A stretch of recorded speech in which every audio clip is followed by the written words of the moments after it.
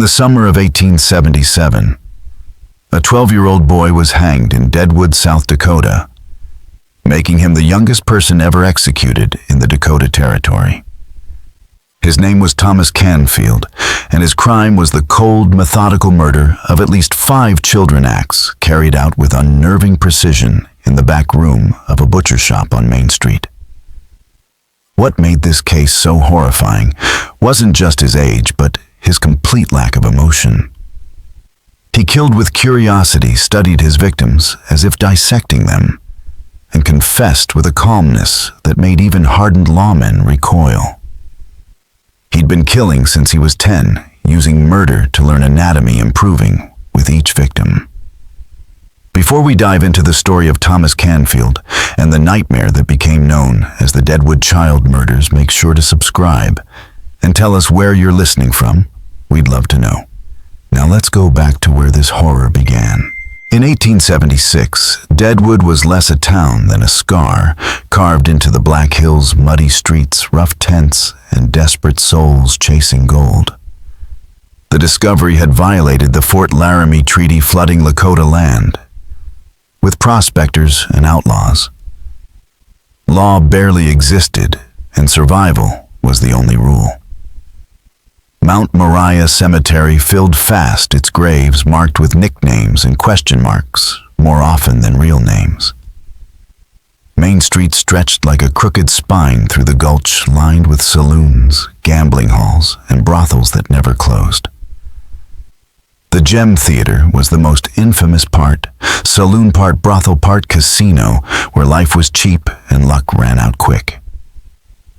That same year, Wild Bill Hickok was shot dead during a poker game at saloon number 10, a reminder that in Deadwood, death was never far away. Yet even amid chaos, the town had its own twisted code. A man's word meant something, and thieves met rough justice. But children, especially orphans, existed in a strange gray area. Many worked in mines or saloons, surviving however they could. When a child went missing, few asked questions. Death and disappearance were part of life. That's the world Thomas Canfield entered in March 1876. He arrived in a freight wagon driven by Silas Vaughn, who'd found him wandering alone on the trail from Cheyenne. The boy claimed his father, a prospector named Jonathan Canfield, had died in a mine collapse days earlier. Vaughn didn't bother to check. Deadwood was full of lost kids, and one more didn't matter. Thomas was small for his age, with dark hair, pale gray eyes, and a quiet intensity that made people uneasy. He spoke little, choosing his words with an adult's precision. Vaughn dropped him off at the Deadwood Merchants Association building, figuring the town would take him in. No one then could have guessed the horror that quiet little boy would unleash on Deadwood's lawless streets. When Constance Pritchard, a stern widow who managed Deadwood's informal orphan placement, first saw Thomas, she exhaled with the weariness of someone who had seen too many lost children and too little hope. She scribbled his name into a ledger already crowded with others, the handwriting growing tighter with each page. "Can you work?" she asked, her tone leaving no room for hesitation. "I can work," Thomas replied, his voice flat, emotionless. "Any trade skills? Your father teach you anything useful?"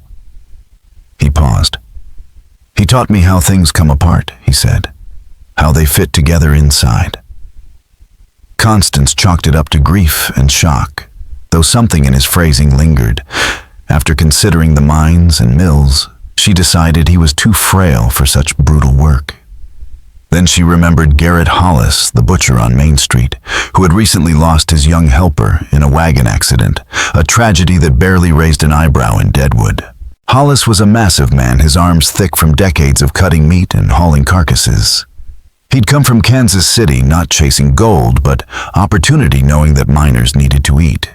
His shop, one of the few solid wooden structures on Main Street, stood halfway down the gulch, with a cold room dug into the hillside, a place of shadows and silence, where meat stayed fresh in the mountain chill. When Constance brought Thomas to meet him, Hollis was elbow-deep in a pig carcass, his knife sliding neatly between ribs with the ease of long habit. He glanced up, saw the thin boy standing quietly, eyes locked on his hands, and shrugged. "Boy's gotta earn his keep," he said. "There's a cot in the back meals, twice a day, and $2 a week once he learns the trade. If he can't stomach the blood, he's gone." Thomas stepped closer, his gaze steady on the glinting knife. "I can stomach it," he said softly. Something in his tone made Hollis look at him twice. But the boy's expression didn't change, calm, distant, almost serene. That night, Thomas lay awake on the cot in the storage room, surrounded by the scent of sawdust and old blood, listening to the muffled chaos of deadwood outside. His eyes stayed open in the dark, unblinking. His mind replayed the day's scenes with clinical precision, the clean motion of Hollis's blade, the way muscle resisted, and tendons held the organs sorted and discarded. He hadn't lied when he said his father taught him how things came apart. Jonathan Canfield had been a cruel drunk who beat his son methodically, and Thomas had observed those beatings the way another boy might study insects, noting which blows left deep bruises, which caused sharp or dull pain, how long it took to heal. When the mind collapsed, it hadn't been an accident. Thomas had spent nights weakening the supports, curious to see what would happen. His father's screams had been to him a lesson in the many tones of suffering. Now surrounded by cleavers, knives, and hooks, he felt something close to excitement, though, for Thomas. Excitement registered as nothing more than quiet readiness. The next morning, his education began in earnest. Hollis demonstrated how to dress a deer carcass brought in before dawn, his knife moving with the confidence of a craftsman. "Most folks just hack away," he said. "But if you know how a body's built, you can take it apart clean. Waste nothing. See here, cut along the connective tissue, not through it. Nature already shows you where to go." Thomas watched motionless eyes fixed on every slice. He didn't flinch or fidget, didn't look away. Hollis noticed the focus, the eerie stillness. Muscle fibers run in directions, Hollis continued warming to his work. Cut against the grain for tender meat with it, for the tougher cuts. And the organs, they all have their place. Heart here, lungs, their liver tucked under the ribs. Same design every time. Even in people? Thomas asked quietly, his tone flat, curious. Hollis froze for a moment, his knife suspended in midair. "I suppose so," he said finally, a little slower now. "Though that's not knowledge I've had reason to use." Something in the boy's question unsettled Hollis, though he couldn't have said why. He brushed it off and went back to his work, letting the rhythm of his knife steady his nerves. Over the next several weeks, Thomas proved to be an extraordinary apprentice.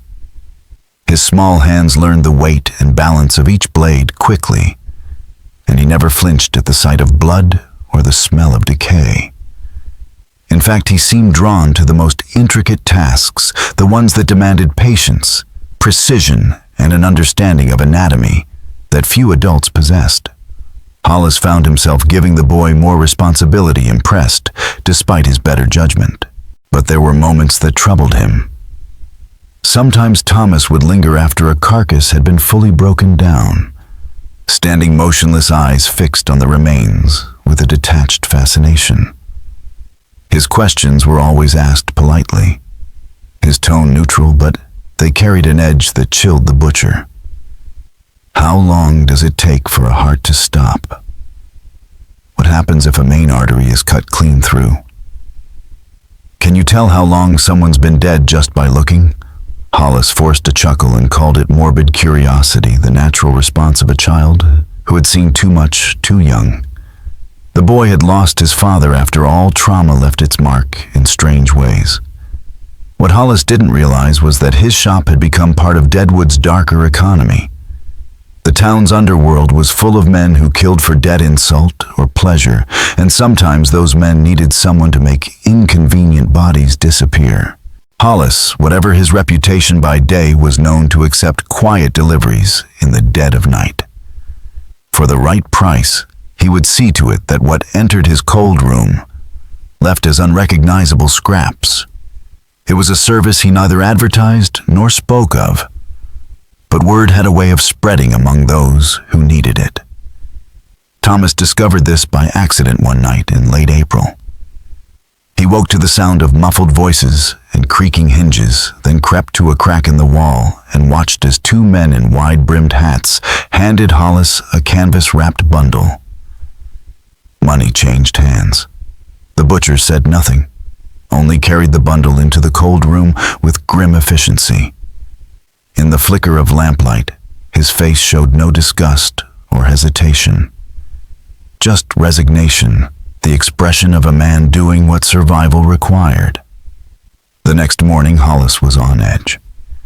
He sent Thomas on errands that kept him away from the shop until late afternoon.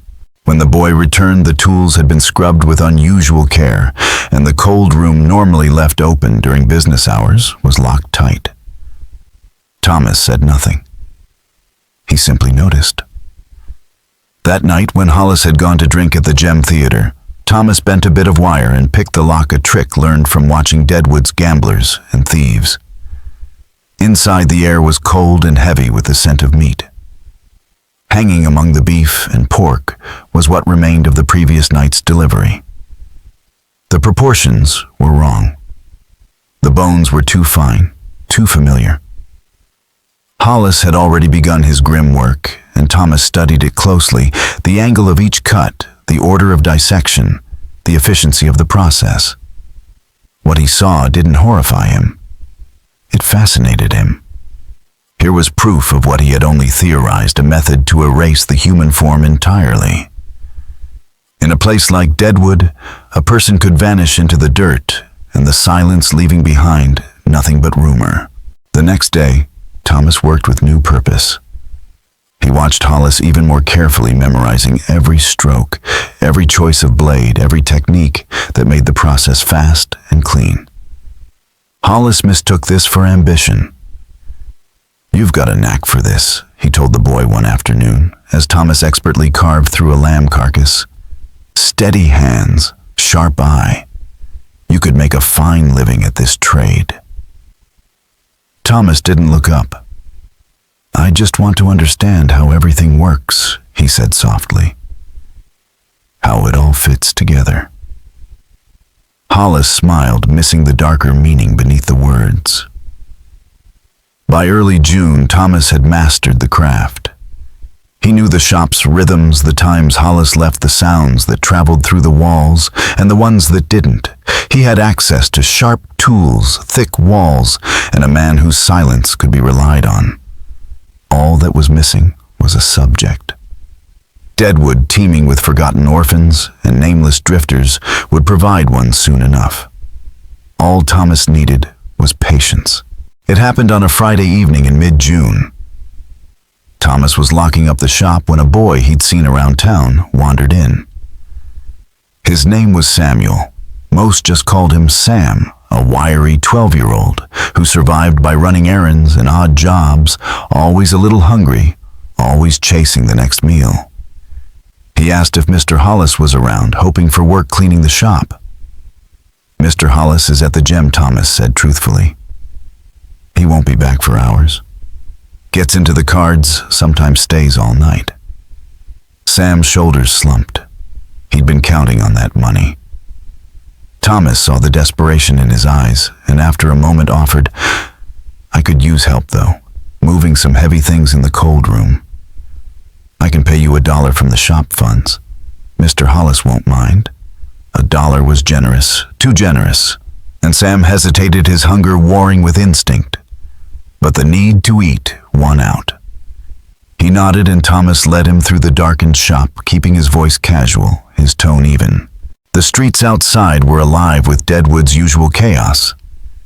But inside the butcher shop, it was quiet, close, the air thick with the smell of iron and sawdust.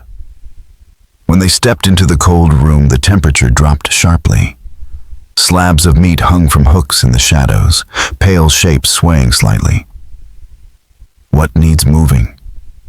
Sam asked, glancing around.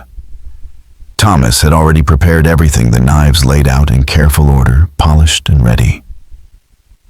"I need to show you something first," he said. His hand moved with practiced speed. What followed doesn't bear retelling in detail. It was swift, efficient, and precise, an act performed not out of rage or impulse, but curiosity. Thomas observed, tested, recorded. He noted reactions, responses, durations. The sounds were different from his father's higher-pitched, shorter-lived. The transition from movement to stillness fascinated him. When it was over, he stood in the cold room, amid the silence, feeling neither guilt nor pride, only a calm awareness that his experiment had been a success. His clothes were stained, but he had others. He cleaned his tools the way Hollis had taught him, carefully, thoroughly. The disposal took several nights. Hollis's methods worked well, though Thomas had to adapt for his smaller size and strength. Some remains were buried in shallow graves outside town. Others mixed into the waste behind the shop, indistinguishable from animal refuse. What couldn't be hidden easily was stored in the cold room, where even if Hollis found it, he'd assume it came from one of his own quiet transactions. Sam's disappearance passed without notice. A few people asked after him, then stopped. In Deadwood, people vanished all the time, swallowed by mines, by fever, by the wilderness. A missing boy was nothing new. Thomas resumed his routine, quiet and diligent, waiting for the next opportunity.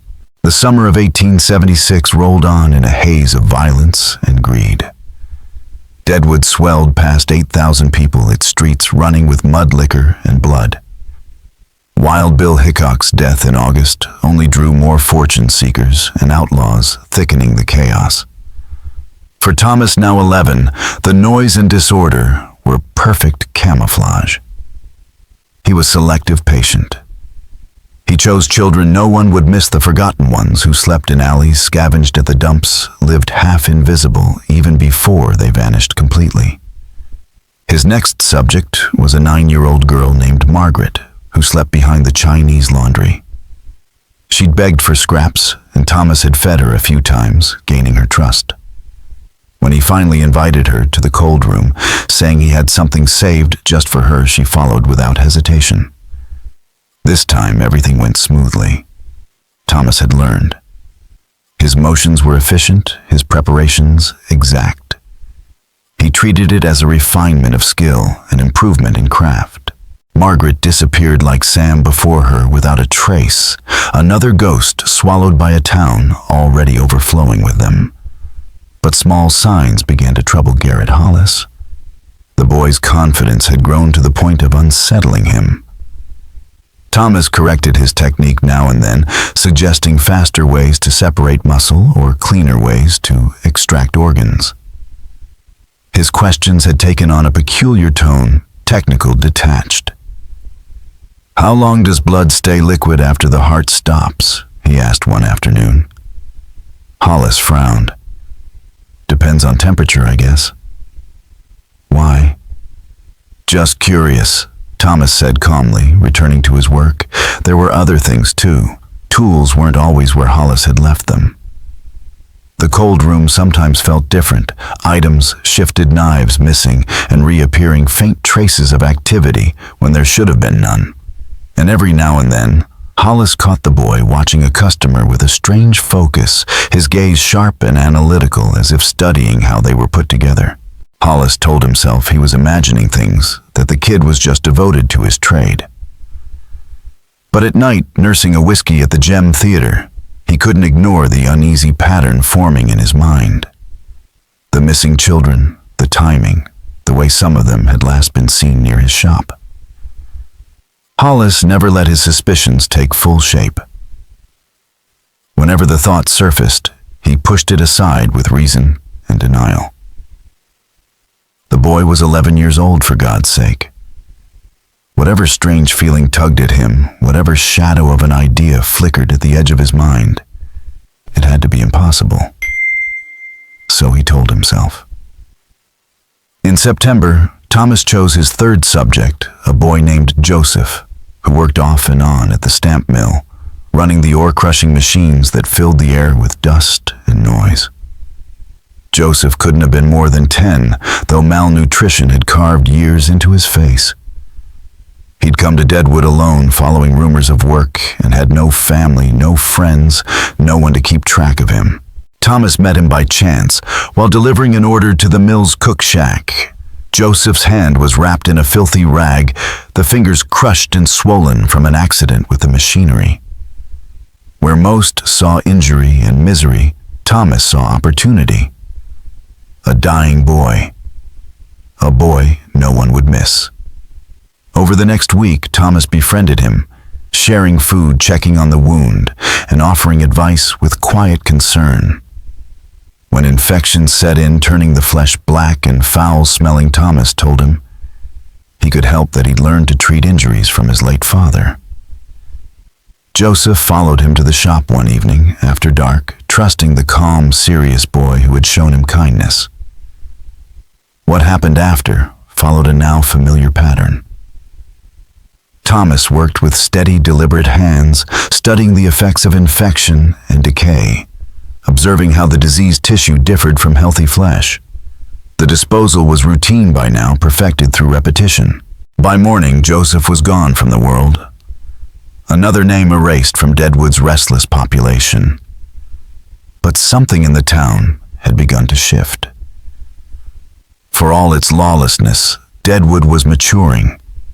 The chaos was slowly giving way to order, to structure, to memory. 3 missing children in 4 months no longer disappeared so quietly into the dust. Constance Pritchard, who kept her ledger of orphans and strays, noticed the pattern and felt a gnawing unease she couldn't explain.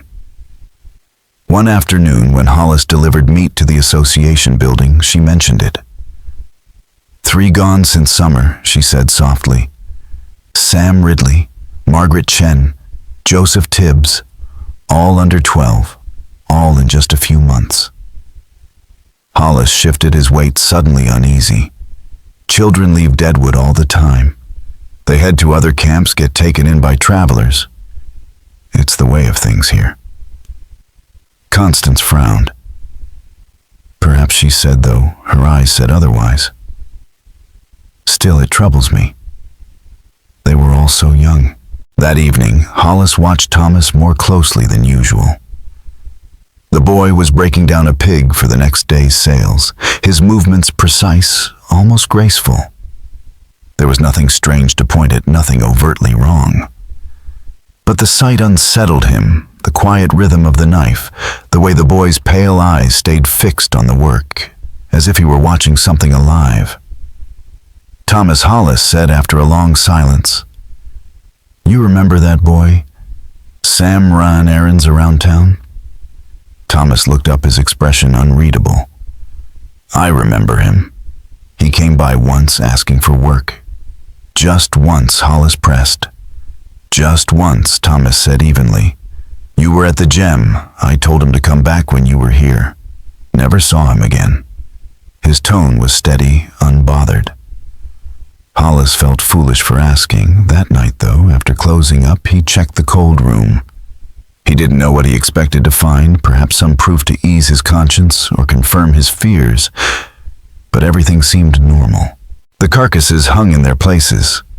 The cuts were clean, the floor swept.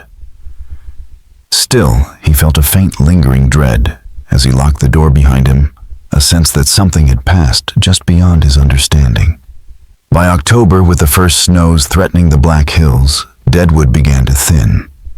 The fair-weather miners drifted south, and the town shrank back to its hardened core of gamblers, traders, and those too desperate or too damned to leave. Thomas, now 12, chose patience. He could sense the unease in town, the whispers, the faint awareness that something was wrong. Better to wait, he decided.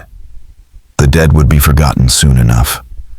Winter settled hard over the gulch, snow filling the narrow streets, ice sheathing the rooftops. The town became a closed world of flickering lamps and frozen breath.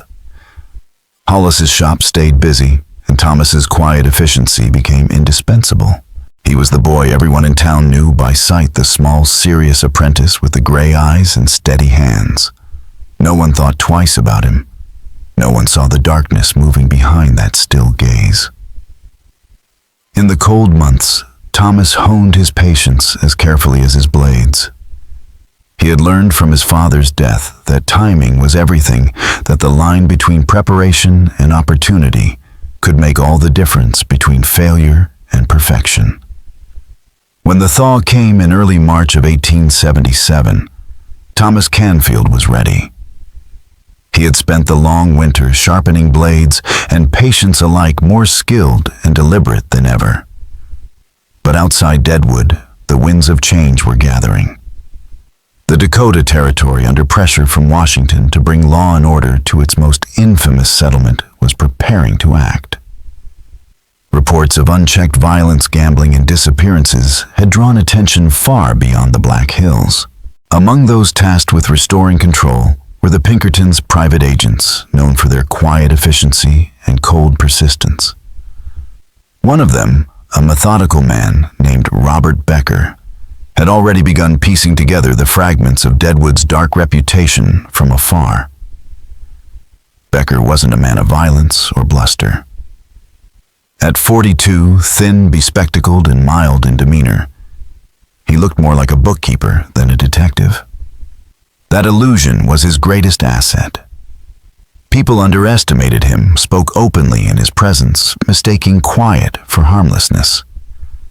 But Becker's mind was a precision instrument patient, meticulous and relentlessly logical.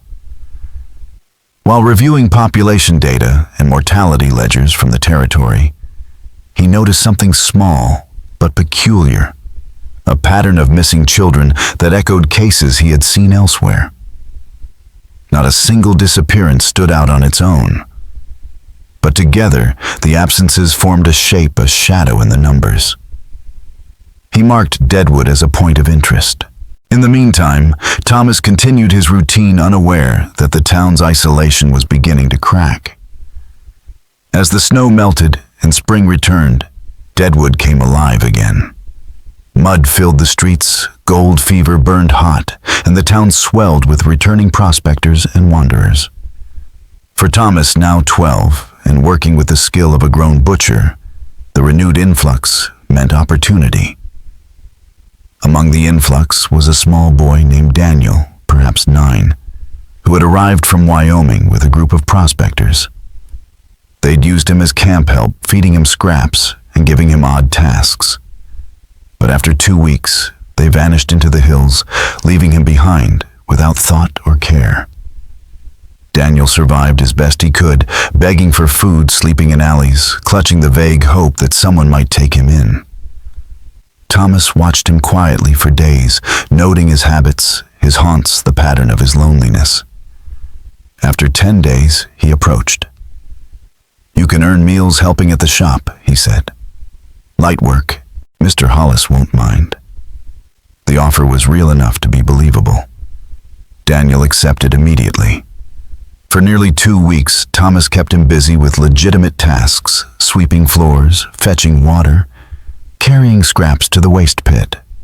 It was the perfect setup, visible employment, casual acceptance by townsfolk, and the illusion of a boy finding stability. Hollis barely noticed.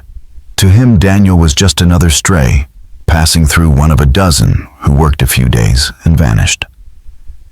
When the end came, it came smoothly. One late evening, while Hollis was deep in a poker game at the Gem Theater, Thomas brought Daniel to the cold room under the familiar pretense of helping move supplies. What followed was efficient and controlled.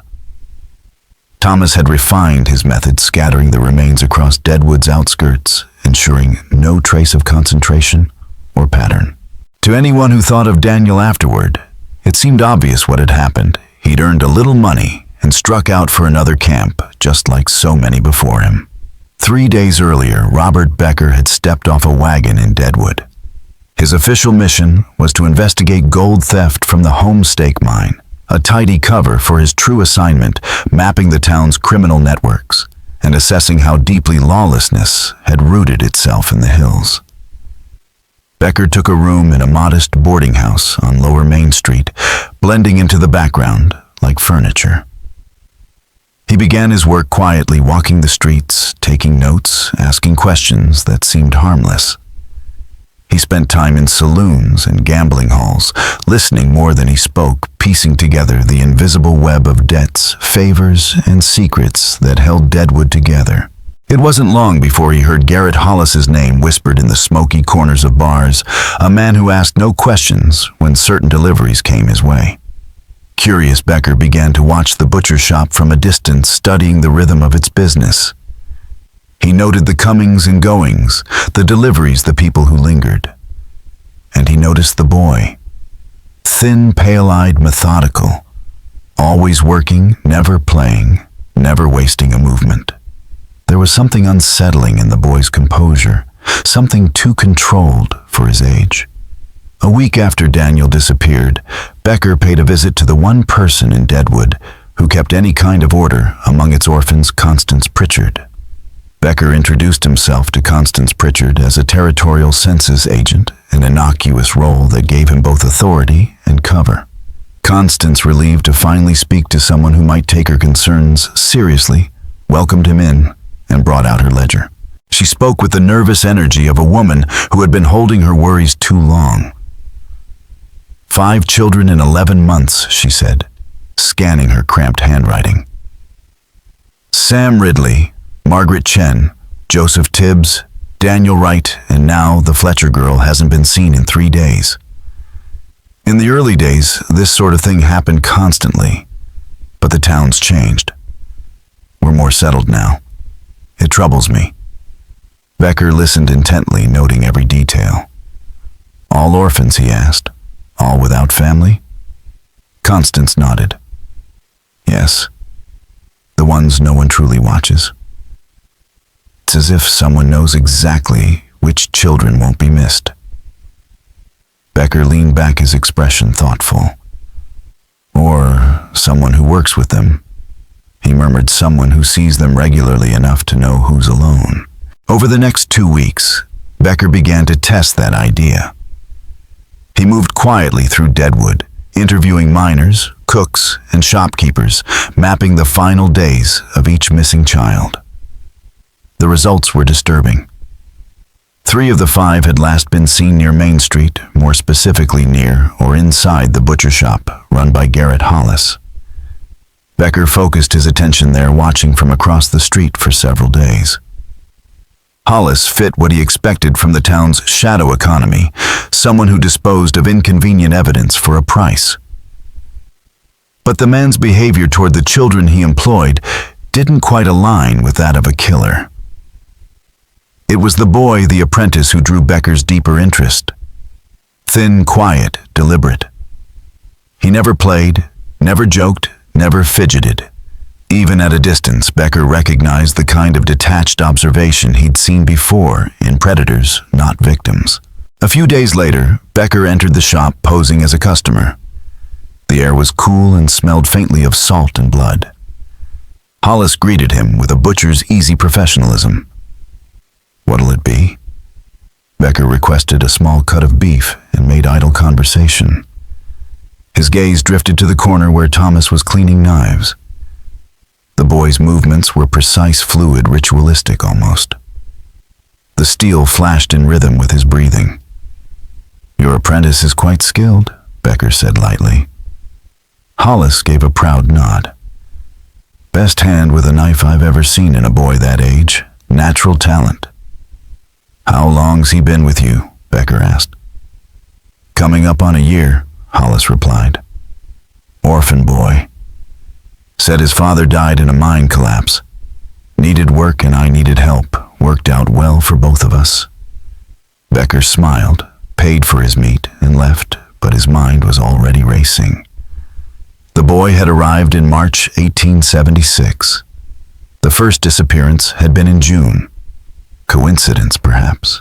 But Becker had never believed much in coincidence. He began digging into the boy's past. The mine collapse that had supposedly killed Jonathan Canfield had in fact occurred, but the official account didn't quite hold. When Becker tracked down the freight hauler, Silas Vaughn, the man remembered finding Thomas alone on the trail. "Calmest child I ever saw," Vaughn said. "Told me his pa died in the cave-in. Didn't cry. Didn't even look scared. No body had ever been recovered. The shaft had been written off as unstable, too dangerous to search." Intrigued, Becker rode out to the site with a mining engineer he'd befriended over whiskey. What they found turned intrigue into suspicion. Several of the collapsed supports showed clean, deliberate cuts, disguised but unmistakable to an expert eye. "Someone wanted this mine to fall," the engineer said grimly. "Could have been to hide shoddy work. Could have been something worse." On the ride back, Becker's theory began to take shape. A child who might have murdered his own father, who then placed himself in a trade, granting him access to Blade's privacy and a steady supply of bodies no one would miss. It was absurd, unthinkable, and yet the pattern fit too neatly to ignore. Still, Becker knew better than to act on instinct alone. He began asking quiet questions around town, careful not to alarm anyone, especially the boy. What emerged was a picture that disturbed even a man accustomed to darkness. A storekeeper recalled Thomas inquiring about rat poison, specific questions about dosage and symptoms. A doctor remembered treating a cut on the boy's hand and being struck by his utter lack of reaction. "Didn't even flinch," the doctor told Becker. It was like patching up a mannequin, polite, intelligent, but hollow. By then, Thomas had noticed Becker. He didn't know who the man really was, only that he was watching, and that he was different from the usual customers and drifters. Becker's gaze wasn't curious. It was searching, evaluating. Thomas felt it the way animals sense a predator nearby. He didn't panic. Instead, he began to study the agent in return, the way he moved when he appeared, how often his eyes followed. Thomas understood the balance of risk. Becker had suspicions, but no proof. And as long as that remained true, the butcher's apprentice would continue his work, adjusting quietly to the changing rhythm of the hunt. Thomas's solution was simple: disappear in plain sight. For 6 quiet weeks through May and into June of 1877, he became the picture of normalcy. He worked diligently in the butcher shop, spoke politely to customers, swept the floors, fetched supplies, and behaved like any other overworked apprentice in Deadwood. The pale, silent boy who had once unnerved people now seemed ordinary, dull even. He made no moves toward new victims, no suspicious inquiries, no late-night wanderings. It was a performance of patience and restraint, and he played the role flawlessly. He knew Becker's eyes were still on him, but he also knew that without fresh evidence, even a Pinkerton's suspicions would eventually fade. What Thomas didn't anticipate was that Becker had shifted focus. The agent had stopped looking for direct proof of the boy's guilt and instead turned his attention to the larger operation, the butcher shop's hidden business of corpse disposal. From a rented room across the street, Becker watched the shop each night, his journal filling with times, movements, and names. It was tedious work, but Becker's method was never about speed. It was about precision. Then, on a moonless night in mid-June, his patience was rewarded. 2 men arrived carrying a canvas-wrapped bundle large enough to be unmistakably human. Hollis met them at the door. Money changed hands, and the men left as the butcher carried the bundle into the cold room. Becker watched every moment, his pulse steady, and recorded the scene in meticulous detail. The next morning, he took his notes to Harrison Engel, Deadwood's newly appointed territorial magistrate. Engel was a recent arrival sent by Washington to bring legitimacy to a town famous for everything but. Together, they secured a warrant to search Hollis's establishment for evidence of illegal disposal of human remains. The raid took place that afternoon. Hollis Hollis was stunned when Becker and 3 armed deputies entered with the magistrate. His secret business had gone untouched for years, operating under the silence Deadwood's underworld demanded. Thomas, on the other hand, understood immediately what the warrant meant. He didn't move, didn't speak, simply watched. Becker ordered the cold room opened, and within minutes, the deputies found what they were looking for. Partial human remains recently delivered and not yet processed. Faced with undeniable proof, Hollis broke quickly. He admitted to the disposal service, but insisted he was no killer, claiming ignorance of who the bodies had been.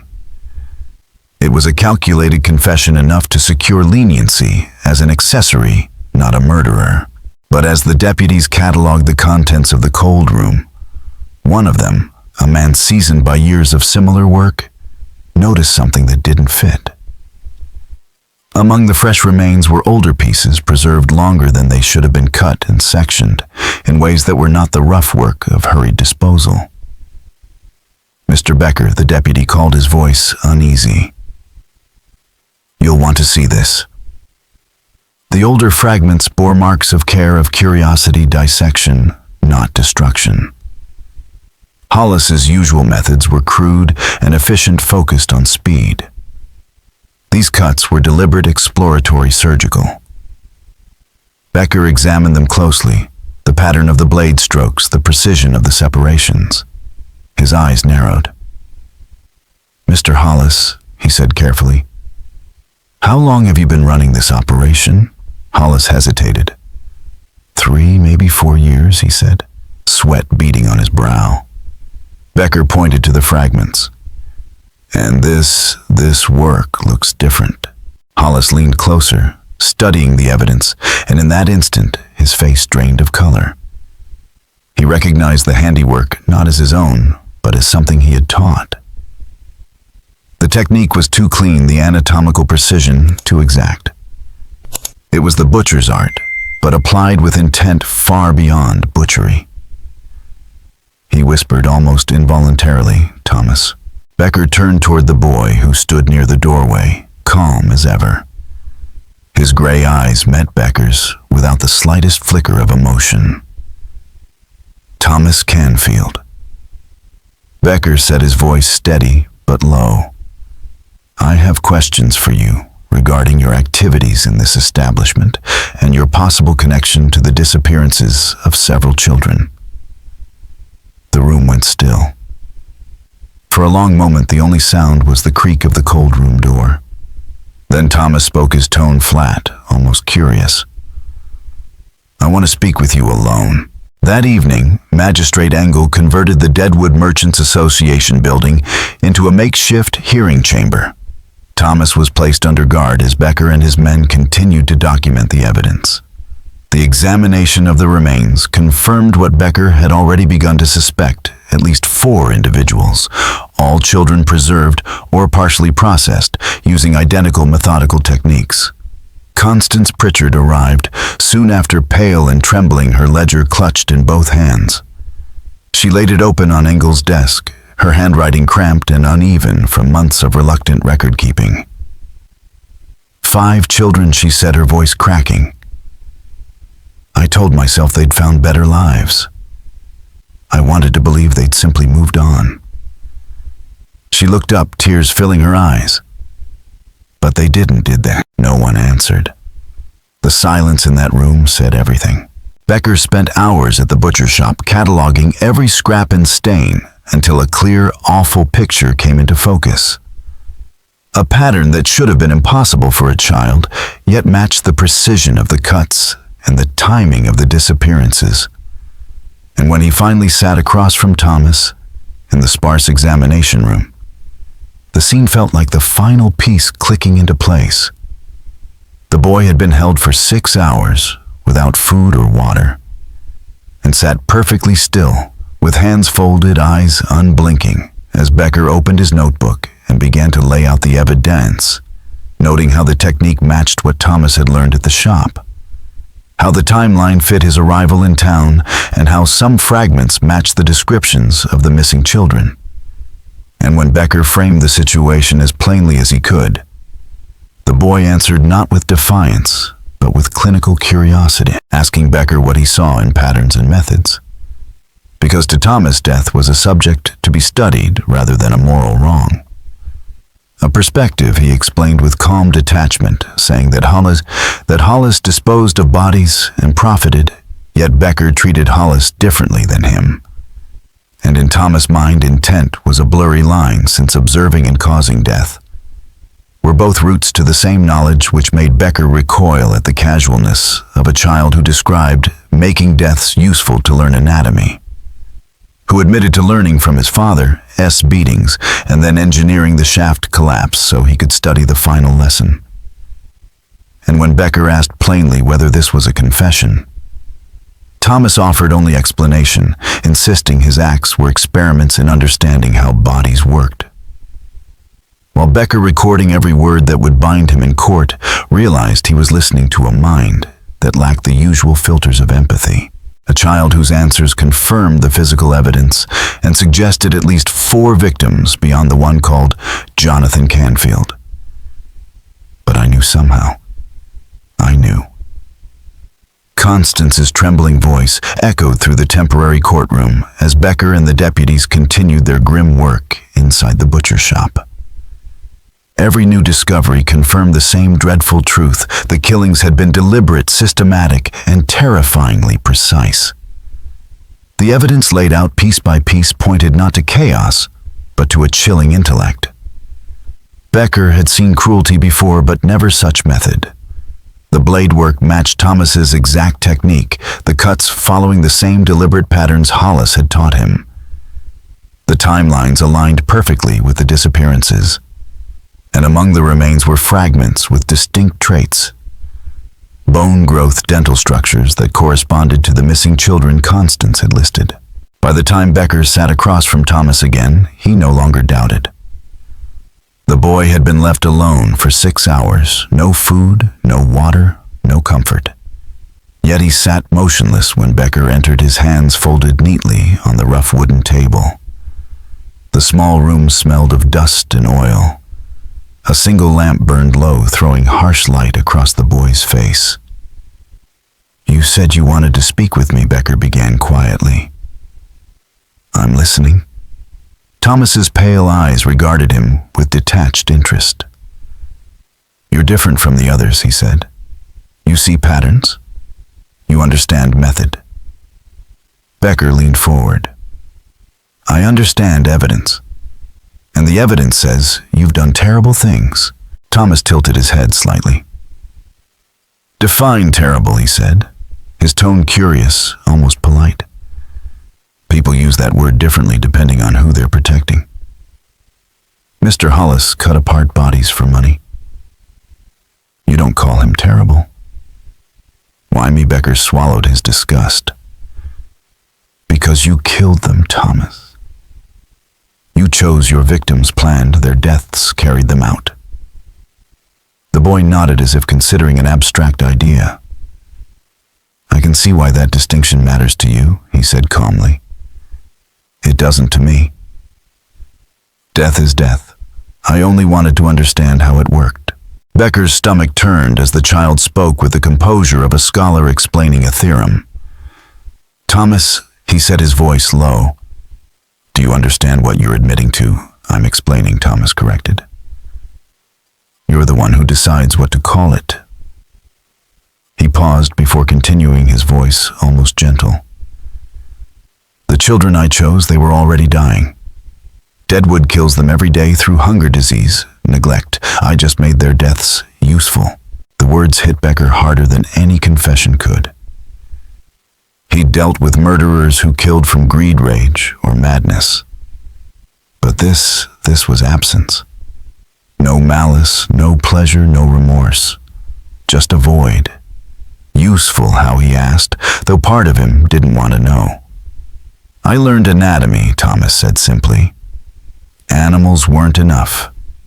I needed to know how humans worked, how tissue reacts, how organs fail, how long death takes." Becker's hand moved automatically, recording the words. "And your father?" he asked quietly. Was he part of this?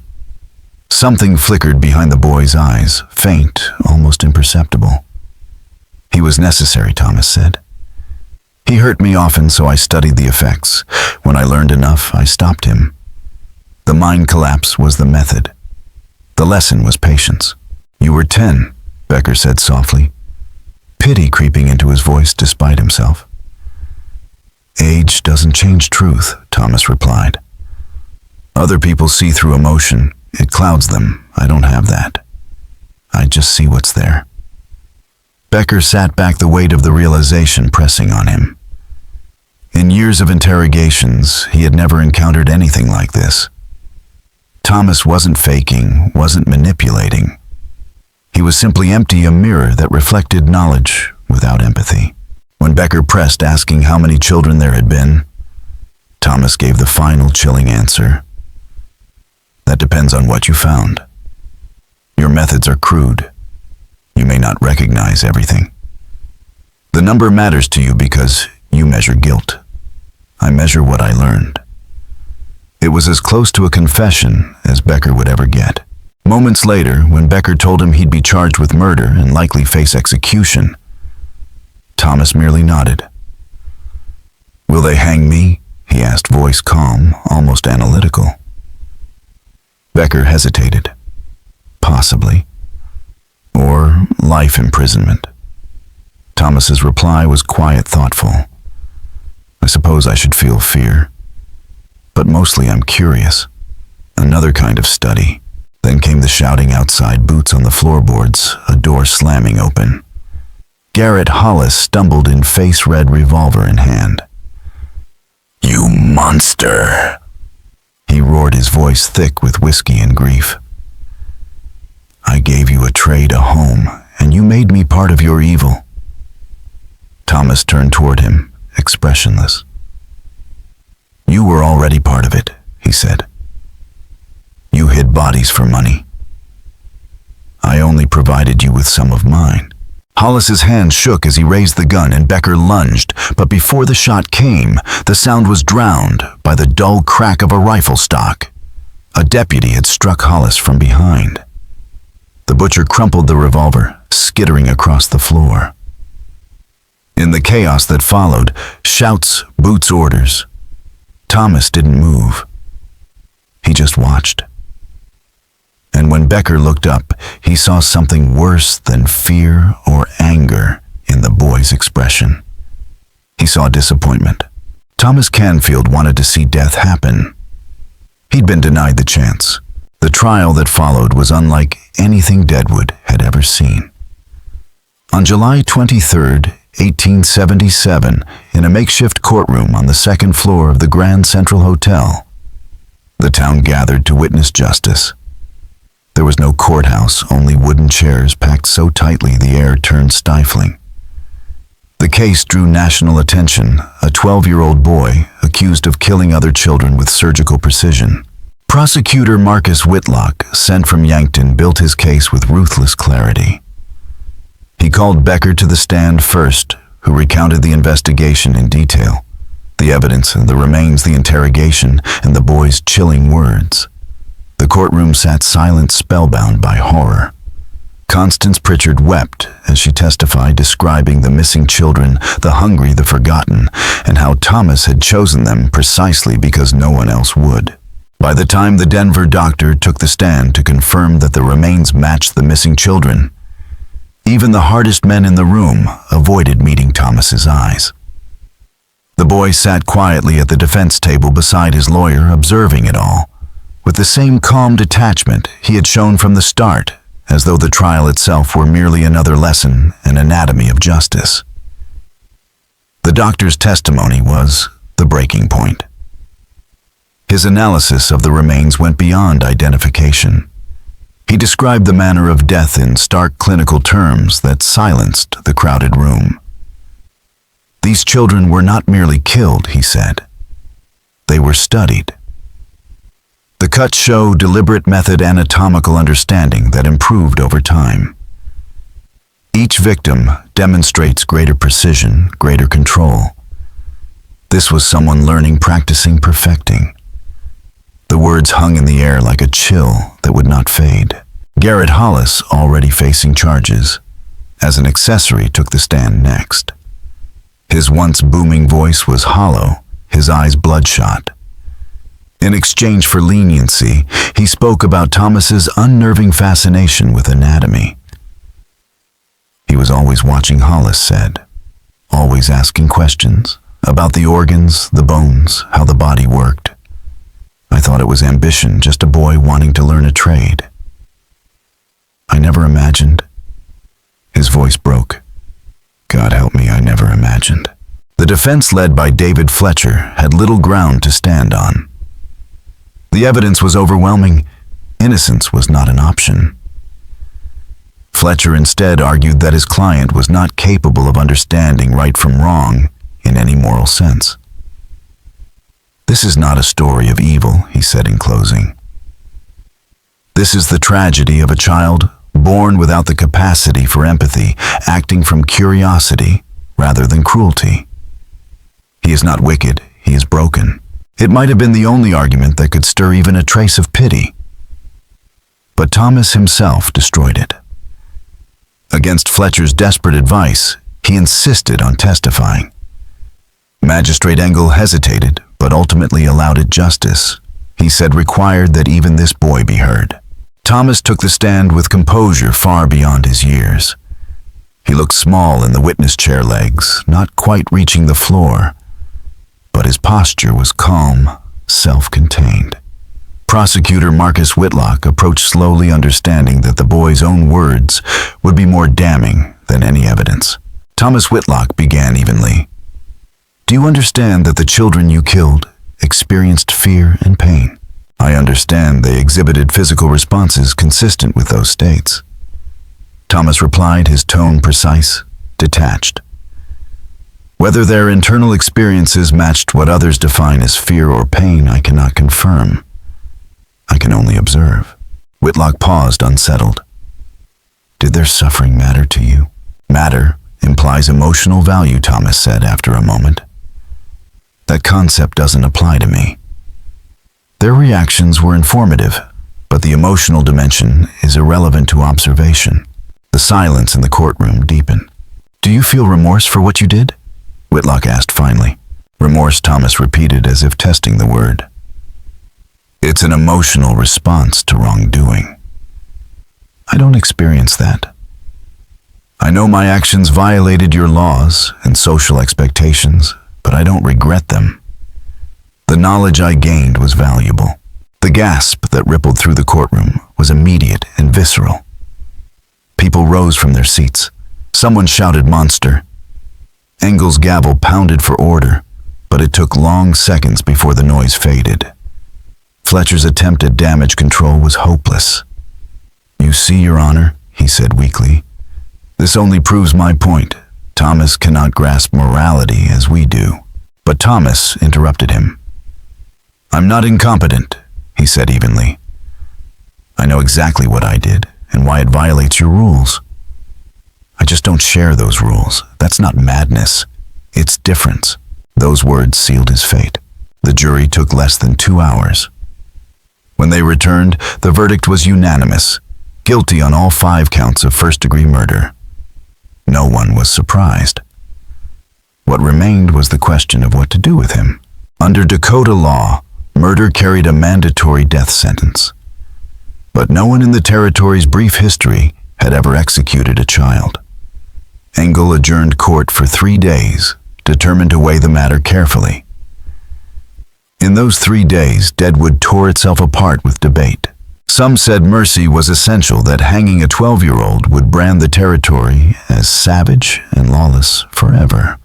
Others argued that age meant nothing when faced with such deliberate evil, that this boy's mind was already beyond redemption. Becker, observing the uproar, found himself conflicted. He had proved Thomas's guilt beyond doubt, yet he took no satisfaction in the idea of a noose around a child's neck. And still he knew that prison could not contain a mind as cold and calculating as this one. When court reconvened, the tension was unbearable. The crowd filled every inch of the Grand Central Hotel's upper floor, with hundreds more standing in the muddy street below, waiting for word. Engel entered solemnly, the weight of history pressing visibly on his shoulders. "Thomas Canfield," he began, his voice grave and deliberate. "You have been found guilty on all counts of murder in the first degree.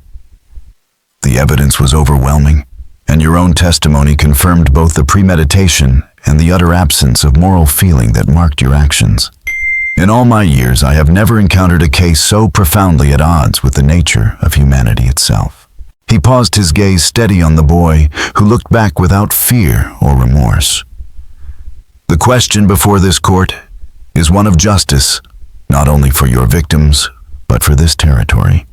The law prescribes death for murder. But the law did not foresee you, nor the terrible question you present. Can a child who feels nothing for his crimes still face the ultimate penalty?" The room was silent enough to hear the creak of Engel's chair as he leaned forward. "I have searched the statutes, the precedents, and my own conscience," he said finally.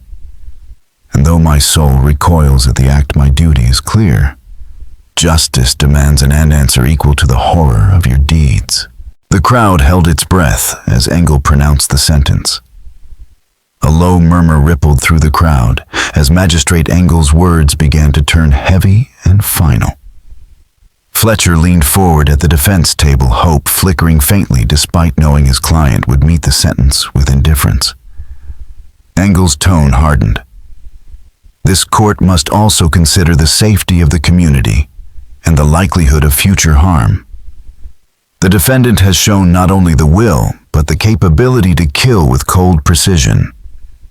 His own testimony demonstrates no capacity for moral understanding, no possibility of remorse or change. He is, by his own admission, incapable of valuing human life." He paused, letting the words hang in the still air before delivering the final blow. "Therefore, while mindful of his age, this court finds that the interests of justice and public safety require the ultimate penalty. Thomas Canfield, you are hereby sentenced to death by hanging, to be carried out on the 15th day of August 1877 at noon, in accordance with territorial law." The courtroom erupted. Some shouted approval. Others wept or protested, voices crashing together until Engel's gavel cracked like thunder. Fletcher slumped in defeat, realizing he had failed even in seeking mercy. Through the chaos, Thomas remained still. He inclined his head slightly, as though the verdict confirmed an experiment's expected outcome. As guards moved to escort him away, he turned his head toward Becker, seated near the front. Their eyes met, and Thomas spoke softly, yet his voice carried through the din. "Thank you for seeing clearly. Most people can't." Becker would remember those words for the rest of his life. Never certain whether they were gratitude, acknowledgement, or something else entirely, from a mind that reasoned beyond the reach of human empathy. In the 2 weeks that followed, Deadwood became a town divided. Newspapers from as far as Yankton and St. Paul sent reporters, and petitions flooded the governor's office. One group pleaded for clemency, arguing that executing a 12-year-old was barbaric proof that the frontier remained uncivilized. The other side demanded the sentence be carried out, insisting that mercy for a killer like Thomas was a luxury the territory could not afford. The governor, after reviewing Engel's decision, declined to intervene, stating that the magistrate had acted within the full and proper authority of law. Through it all, Thomas remained eerily calm. In the small, reinforced jail on Main Street, he spent his days reading. Fletcher continued visiting, bringing books, some history, some philosophy, and at Thomas's request, anatomy texts. "Don't you fear death?" Fletcher asked one afternoon, searching for even a glimmer of humanity. Thomas looked up from a medical volume, his voice quiet but steady. "Fear requires emotional attachment to existence. I find existence interesting, but not necessary. I'm curious about death. I won't be able to observe it directly. Of course, that's the paradox." Fletcher left the cell that day, shaken to his core, haunted by the boy's ability to discuss his own execution as if it were a classroom exercise. Becker came 3 days before the hanging. He had told himself not to. There was nothing more to learn but curiosity and something heavier. Something like sorrow drove him back. Thomas was sitting cross-legged on his cot, reading by the light from the barred window. "Agent Becker," he said politely, almost with relief. "I wondered if you'd come." Becker sat opposite the cell, folding his hat in his hands. "I had to ask you something," he said. "You said your father's violence taught you. But most children who suffer that kind of abuse become either victims or abusers driven by emotion. You became neither." Why? Thomas considered this as if it were a scientific query. "My father's violence was data," he said. "Not trauma. I didn't become cruel because of it. I was already this way. His beatings taught me what pain does to the body, how it changes behavior. When he stopped being useful, I ended the study." The children in Deadwood were the next stage. Each one taught me something different. Becker felt the cold rising in his chest. "Do you understand the horror of what you've done?" he asked quietly. "I understand that others are horrified," Thomas said. "But that's perception." "I can understand the concept without experiencing the feeling, like knowing what red looks like without seeing color." Becker swallowed hard. "What do you think will happen after you die?" Thomas tilted his head, slightly thoughtful. "Probably nothing. Consciousness ends when the brain stops functioning. But if I'm wrong, if something remains, I'll have learned something new. Either way, it will be interesting." When Becker left the jail that night, he felt no triumph, no justice. Only the unbearable knowledge that nature could sometimes produce something that looked human, but lacked the wiring that made humanity possible. Thomas was not evil in any ordinary sense. He was a void, a biological accident whose absence of empathy had led to 5 dead children, and soon his own death. The morning of August 15th, 1877, dawned bright and mercilessly hot. The scaffold rose stark against the sky at the edge of the town square, its new timber glaring in the sun. By late morning, hundreds had gathered, miners, merchants, prostitutes, preachers, all drawn by the same dark fascination. It was Deadwood's first legal execution, and that it was a child bound for the noose made the air feel heavier still. At 11:30, Thomas was led from his cell. He wore clean clothes provided by the court, his dark hair freshly trimmed. Between the broad-shouldered guards, he looked impossibly small, more like a lost boy than a killer. Yet his expression was calm, detached, as if he were on his way to observe an experiment he would not live to record. The crowd's reaction was divided. Some shouted in anger, demanding justice for the murdered children. Others wept, unable to reconcile the sight of a child walking calmly to his execution. Most stood silent, caught between justice and mercy, law and compassion. Magistrate Engel waited beside the scaffold, his face drawn and gray. Next to him stood a weary minister who had visited Thomas many times, offering prayers that had been met only with polite indifference. The hangman, brought in from Cheyenne for this grim occasion, checked his ropes with professional precision. Thomas climbed the scaffold steps without hesitation. His pale eyes swept across the crowd, not in fear, but in study, as if cataloging expressions and reactions for later analysis. When asked if he had final words, he surprised everyone by speaking. "I understand why you're doing this," he said, his voice steady and conversational. "Society requires shared moral codes to function, and I violated those codes. My inability to feel as you do doesn't exempt me from consequence." "That's logical."